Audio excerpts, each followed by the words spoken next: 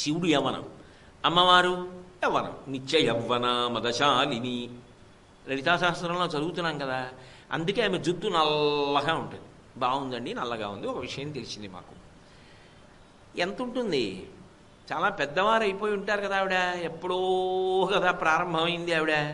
అయినప్పుడు పెద్దవారు అయిపోయారు కాబట్టి జుత్తు అంతా ఊడిపోయి చిన్న ముడి ఉంటుందా? చంపకాశోక పున్నాక సౌగంధి గల సత్కచ. పువ్వులలో పెద్ద పెద్ద పువ్వులు ఏమున్నాయో, సంపంగి పూలు అంటే సింహాచలం సంపంగి పూలు, ఓ పెద్ద దండ కట్టారనుకోండి, చిన్న కొప్పు ఉంటే ఎలా పెట్టుకుంటారు? అశోక పుష్పములు ఇటువంటివన్నీ కూడా దండలు కట్టి ఆమె యొక్క కబరీబంధం మీద అలంకారం చెయ్యడానికి సరిపోయినంత పెద్ద కబరీబంధం. ఆవిడ నడుస్తుంటే నటభుజద్ధమ్మిల్ల బంధంబుతో అంటారు పోతన గారు. ఆవిడ నడుస్తూ ఇలా అంటే కొప్పు ఇటు తగిలి పైకి లేస్తుందిట, ఇలా అంటే ఇటు తగిలి పైకి లేస్తుందిట. అంత పెద్ద కొప్పు భుజముల వరకు ఉంటుంది. ఎందుకు ఆ కొప్పు ఎంత ఉంటే ఎందుకంత వర్ణన అంటే, సాధారణంగా నల్లటిది చూస్తే నల్లటిది పోయే అవకాశం ఉండదు. కానీ అమ్మవారి యొక్క నల్లటి కబరీబంధాన్ని దర్శనం చేస్తే నల్లటి అజ్ఞానము తొలగిపోతుంది. అందుకే సౌందర్యలహరిలో మిగిలిన శ్లోకాలన్నింటికీ శంకరాచార్యులు వారు శ్లోకం చివర ఫలశ్రుతి చెప్పారేమో కానీ ఒక్క అమ్మవారి కబరీబంధం చెప్పినప్పుడు మాత్రం ప్రారంభంలోని ఫలశ్రుతి చెప్పి శ్లోకం చెప్పారు. ధునోతుధ్వాంతం నస్తులిత దళితేందీవరవనం ఘనస్నిగ్ధశ్లక్షణం చికుర నికురంబం తవ శివే యదీయం సౌరభ్యం సహజముపలబ్ధం సుమనసో వసంతస్మిన్ మన్యే వలమదన మాటీ విటపినాం అన్నారు. సహజ సుగంధ భూయిష్టమై నల్ల కలువల తండం ఎలా ఉంటుందో అంత అందంగా దువ్వెన చేత దువ్వబడి ఆమె యొక్క జుత్తు ఉండి పెద్ద కబరీబంధంతో ఉంటుంది. ఆమె నల్లని జుత్తుతో కూడుకున్న కబరీబంధాన్ని ఎవడు మానసికంగా ధ్యానమునందు చూడగలుగుతున్నాడో వాడికి ధునోతుధ్వాంతం అజ్ఞానపు చీకట్లు విచ్చిపోతున్నాయి. అసలు ముందు రాగము, ద్వేషము, మనస్సు, పంచతన్మాత్రలు ఇవి వశపడకుండా అజ్ఞానము పోయి జ్ఞానము కలిగే అవకాశం ఎక్కడుంటుంది? అసలు ముందు లౌకికంగా తిరిగేవాడు భగవతి వైపు తిరగాలి. అందుకే మొదటి ఎరుపు. ఆమె యొక్క అనుగ్రహమును పొంది రాగస్వరూప పాశాఢ్య క్రోధాకారాంకుశోజ్వల మనోరూపేక్షుకోదండ పంచతన్మాత్ర సహాయక అనుగ్రహం పొందిన తర్వాత మళ్ళీ ఎరుపు. ఇప్పుడు ఈ స్థితిలో నిలబడినటువంటి వాడు కబరీబంధ దర్శనం చెయ్యగలడు. అందుకని కబరీబంధం చెప్పిన తరువాత అప్పుడు మళ్ళీ కిరీటం చెప్పి అప్పుడు అష్టమీ చంద్ర విభ్రాజ దళిక స్థల శోభిత, అక్కడి నుంచి ఇంకా ఆగకుండా పాదాల వరకు వెళ్ళిపోతారు. అమ్మవారి యొక్క ఆవిష్కరణమునందు ఆమె రూపము చిదగ్నికుండము నుండి ప్రభవించినటువంటి సమయంలో అటు ఇటు ఎరుపులు పెట్టి చేతులు ఆయుధాలు చెప్పడంలో ఆమె యొక్క క్రియాశక్తి వైభవాన్ని, ఆమె చేసేటటువంటి పనిలో చెయ్యి క్రియకి సంకేతం, ఆమె పట్టుకున్న ఆయుధములు క్రియకు సంకేతం. అవి ఆమె కొరకు పనులు చేసుకునే చేతులు కావు. ఆమె చేతులు, ఆమె చేతి ఆయుధములు లోకోద్ధరణకు సంకేతములు. కాబట్టి ఆమె అరుణిమనందు కరుణిమ నిండి ఉంది.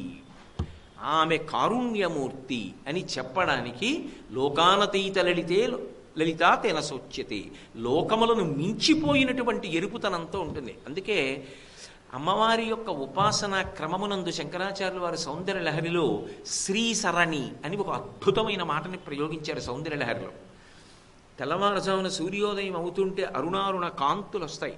ఆ కాంతులు భూమినంతటినీ కప్పేస్తాయి. అలాగే అమ్మవారి యొక్క శరీర ఎర్రటి కాంతి అందరిలో ఉన్నటువంటి దోషములను కడిగేస్తుంది. ఆ ఎరుపు సమస్తమైనటువంటి శుభములకు సంకేతం.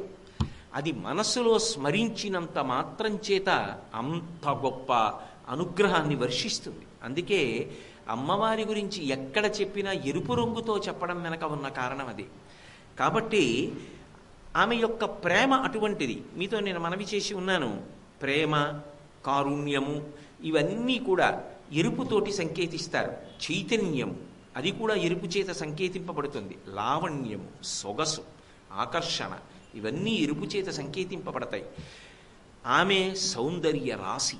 సౌందర్య రాశి అన్న మాటకు అర్థం ఆవిడ చాలా అందంగా ఉంటుంది అన్న మాట అన్వయం కాదు. ఎందుకు అన్వయం కాదు అంటే లోకంలో ఏ మూర్ఖుడు కూడా మా అమ్మగారు అందంగా ఉంటారండి అందం. సౌందర్యము అన్న మాటకు అర్థం అందము అన్నాను అనుకోండి. అన్ని వేళలా అందము రక్షణ హేతువు కాదు. పెద్ద పులి చాలా అందంగా ఉంటుంది. నాగుపాం సాయంకాలం వేళ సూర్యాస్తమయం అవుతుంటే మంచి వేసవి కాలంలో కాస్త పూల మొక్కలకి నీళ్లు పోస్తే వేడి తట్టుకోలేక ఆ పూల మొక్కల దగ్గరికి వచ్చి ఆ నీటి పడియలో చల్లగా ఉన్న చోట పడుకుని పైకి లేచి పడగ విప్పిందనుకోండి, సూర్యాస్తమయం అవుతుండగా కిరణములు దాని యొక్క పడగ మీద పడినప్పుడు చాలా అందంగా ఉంటుంది. చాలా అందంగా ఉంది కదా అనేది భద్రత కల్పిస్తుందా? అందము అన్ని వేళలా ఆత్మోద్ధరణ భద్రత కల్పించేది కాదు. ఏది సౌందర్యము? ఎందుకు శంకరాచార్యుల వారు సౌందర్య లహరి అని పేరు పెట్టుకున్నారు అంటే, ఏది బాహ్యమైన అందముతో సంబంధము కాదో, దేని దర్శనము, దేని సేవనము నీ ఆత్మోద్ధరణ కారకమో, దేని యొక్క స్మరణము నీకు గొప్ప ఉపశాంతినిస్తుందో అది సౌందర్యం. లోకంలో సౌందర్యము అమ్మ ఒక్కతే. అందుకే అమ్మకి అందమన్న మాట అన్వయం అవదు. నేను ప్రత్యక్షంగా ఒకసారి చూశా. అన్నవరం పాదయాత్ర చేస్తూ వెడుతుంటే పాపం ఒక ఆవిడ పసిపిల్లని రహదారి పక్కనున్నటువంటి చెట్టుకి తను కట్టుకునేటటువంటి ఉయ్యాలతో బట్ట కట్టి అందులో పడుకోబెట్టి ఊపి వాడు నిద్రపోతుంటే ఆవిడ రహదారి పని చేసుకుంటోంది. ఎక్కడి నుంచో అన్నవరం నుంచి దర్శనం చేసుకుని వస్తున్న ఒక కారు అక్కడ ఆపి అందులోంచి ఎవరో ఓ నలుగురు ఐశ్వర్యవంతులు దిగారు. దిగి ఆ ఉయ్యాల దగ్గరికి వెళ్ళి ఇలా చూసింది ఆవిడ. అందులో ఉన్న పిల్లో లేచారు. ఈ ఐశ్వర్యవంతురాలు మంచి పట్టుపుట్టం కట్టుకుంది, బోరెడన్ని నగలు పెట్టుకుంది. ఆవిడ ఆ పిల్లని ఎత్తుకుంది. ఎత్తుకోగానే అది ఏడుపు మొదలెట్టింది. అంత ఏడుపు మొదలెట్టిన తర్వాత ఆ రహదారి నిర్మాణంలో ఒళ్ళంతా దుమ్ము కొట్టుకుపోయి చెమటలు పట్టేసి ఉన్నటువంటి తల్లి గబగబా వచ్చి, అయ్యో ఎందుకమ్మా ఏడుస్తావో, ఎత్తుకున్నారు అంతేనమ్మా అంది. ఈ పిల్ల 2 చేతులు ఇస్తే తల్లి మీదకి దూకేసింది. తల్లి ఎత్తుకోగానే ఆ పిల్ల ప్రశాంత పడిపోయి ఊరుకు. అందమన్నది సౌందర్యమైతే ఆమె తల్లి కన్నా కారులో వచ్చినా కూడా సౌందర్యం అని చెప్పాలి. సౌందర్యం అంటే అందం కాదు, సౌందర్యము ఉపశాంతి. 90 ఏళ్ళు వచ్చినా అమ్మ అమ్మే. అమ్మ స్నానం చేయలేకపోవచ్చు, కానీ అమ్మ అలా కుర్చీలో కూర్చుందనుకోండి, ఒక్కసారి నేను అమ్మకి ప్రదక్షిణం చేసి నమస్కారం చేశాను అనుకోండి, భూప్రదక్షిణ షట్కేణ కాశీయాత్రాయుతేన చ సీతుస్నాన శతైర్యచ్చ వందనం తత్ఫలం మాతృవందనే. నేను ఆ రోజున 6 మాట్లు భూప్రదక్షిణం చేశానని, కాశీవాసం చేశానని, రామేశ్వరం వెళ్ళి సముద్ర స్నానం చేశానని నా జీవుడి ఖాతాలో ఫలితం వేస్తున్నారు. అమ్మ ఉన్నది. అమ్మ స్నానం చేసిందా, స్ఫురణ శక్తి ఉందా, పని చేయగలదా, లేవగలదా సంబంధం లేదు. అమ్మ ఎలా ఉన్నా, ఎంత వృద్ధురాలైపోయినా అమ్మ అమ్మే లోకంలో. అమ్మ అంటే ఓదార్పు, అమ్మ అంటే ప్రేమ, అమ్మ అంటే కారుణ్యం, అమ్మ అంటే చైతన్యం, అమ్మ మాట అంటే శాంతి. అయినప్పుడు ఇవన్నీ ఎరుపు చేత సంకేతింపబడతాయి. ఈ ఎరుపంతా సౌందర్యం. ఇంత గొప్ప అర్థంతో శంకరాచార్యుల వారు సౌందర్య లహరి అని పేరు ఇచ్చారు తప్ప. కాబట్టి లావణ్యాధిక భూషితాంగలతికాం లక్షాల సద్రాగిణీం, ఇంత ఎర్రని తల్లి అని శంకరులు ప్రతిపాదించడం వెనక ఉన్నటువంటి రహస్యం ఆమె యొక్క కారుణ్యాన్ని గమనించు. అందుకే జీవం ఎక్కడ ఉన్నా ఎరుపుతో సంకేతం. ఆ రక్తవర్ణ, రక్తము ఎరుపు, ప్రాణము, చైతన్యము ఇవన్నీ ఎరుపు. అవన్నీ ఆవిడేను సుమా, ఆ తల్లి అనుగ్రహము సుమా. ఎక్కడ ఏ మార్పు తీసుకొచ్చినా ఆవిడేను సుమా. ఇది చెప్పడానికి సేవాయాత సమస్త దేవ వనితా సీమంత భూషాన్వితాం. సీమ అంటే హద్దు, సీమంత అంటే సీమ యొక్క చివరి భాగమునందు శరీరం ఉన్నదనుకోండి, శరీరంలో పై భాగం ఒక సీమ, కింద పాదములు ఒక సీమ, ఒక హద్దు. సీమంతోన్నయనము అంటారు. సీమంతో జుత్తును ఎత్తి కట్టుట. ఆ సీమాంతమునందు అంటే తల యొక్క చివరి భాగంలో పెట్టుకునేటటువంటి ఆభరణం కిరీటం. సేవాయాత సమస్త దేవ వనితా సీమంత భూషాన్వితాం.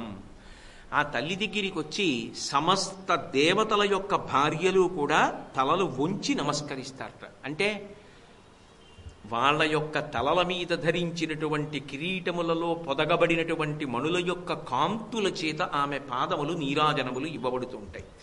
ఏమిటి దాని అర్థం అంటే, ఉపాసనాపరంగా ఏమిటంటే, స్త్రీ భక్తితో భగవతి ముందు నిలబడి ఒక్క నమస్కారం చేసిందనుకోండి, అది భర్తకి ఆయుక్కారకం, భర్త తేజోకారకం, భర్త వృద్ధికి కారకం, ఇల్లంతా సంతోషంగా ఉండడానికి కారణం. అందుకే అమ్మవారికి నమస్కారం చేసి తదనుగ్రహం చేత భర్త యొక్క ఉన్నతికి స్త్రీ కారణమవుతోంది, లక్ష్మి అవుతోంది. తద్వారా తన కుటుంబం అంతా అభ్యున్నతిని పొందితే తాను పరమ సంతోషాన్ని పొందుతోంది. అందుకే లలితా సహస్రనామ స్తోత్రంలో మీరు చూస్తే ఒక నామం ఉంటుంది, పులోమజార్చిత అని. పులోమజ అంటే ఇంద్రుడి భార్య శశీదేవి. ఆమె పూజ చేస్తోంది అమ్మవారిని, ఆమె నమస్కరిస్తోంది. ఆమె నమస్కరిస్తే ఇంద్రుడు ఏం చేశాడు? ఇంద్ర పదవి ఎందు నిలబడగలిగాడు. అంటే ఈ సేవాయాత సమస్త దేవ వనితా సీమంత భూషాన్వితాం, వీళ్ళందరూ నమస్కరించబట్టి వాళ్ళు దేవతా పదవుల ఎందు ప్రకాశించగలుగుతున్నారు. ఇంత గొప్ప అనుగ్రహ శక్తి కలిగినటువంటి తల్లివి. భావోల్లాస వశీకృత ప్రియతమాం, తన యొక్క అనురాగము చేత భర్తని వశం చేసుకున్నటువంటి తల్లి. లోకంలో ఎక్కడైనా వశం చేసుకున్నాడు అన్న మాట కొంచెం కటువుగా అనిపిస్తుంది. ఆమెకి ఒక గొప్ప పేరుంది, స్వాధీన వల్లభ. భర్తని స్వాధీనం చేసుకుందని. భర్తని స్వాధీనం చేసుకుంది అన్నమాట సాధారణంగా కొంచెం ఎక్కడ వాడతారంటే, అబ్బో ఆవిడ గీసిన గీత దాటరండి, ఆవిడ అలా స్వాధీనం చేసుకుంది అంటారు. స్వాధీన వల్లభ భావోల్లాస వశీకృత ప్రియతమాం అన్న మాటలకు అర్థం, ఆవిడ గొడవ పడలేక అయ్యి బాబోయ్ ఏమంటుందో అని ఆయన వశపడినాడు అని అర్థం చెప్పకూడదు. పరమ ప్రేమతో అనువర్తిస్తుంది. అసలు ఆయన మనసులోని భావాన్ని ముందే గ్రహించి నడిచినటువంటి తల్లి. అందుకే మీరు దేవతా స్త్రీమూర్తుల యొక్క భంగిమలు చూస్తే ఒక విశేషం ఉంటుంది. లక్ష్మీదేవి ఎప్పుడూ శ్రీమన్నారాయణుడి యొక్క పాదములు ఒత్తుతూ ఉంటుంది. అంత కాళ్ళు నొప్పులు ఉంటాయా ఆయనకి? అంటే దాని అర్థం ఆయనకి కాళ్ళు నిప్పి పాదాలు ఒత్తుతోందని చెప్పకూడదు. ఆమె ఆయనను అనువర్తిస్తుంది. ఆయన ఎటు వెడితే అటు వెడుతుంది. నిత్యానపాయని. ఆయన కృష్ణుడిగా వెళ్ళాడనుకోండి, అనగా ఆదిలక్ష్మి అయిన రుక్మిణితోడ క్రీడ సల్పుచున్న కృష్ణుచూచి పట్టణంబులోని ప్రజలుల్ల సిల్లిరి ప్రీతులగుచు ముక్త భీతులగుచు. ఆమె రుక్మిణీదేవిగా వెడుతుంది.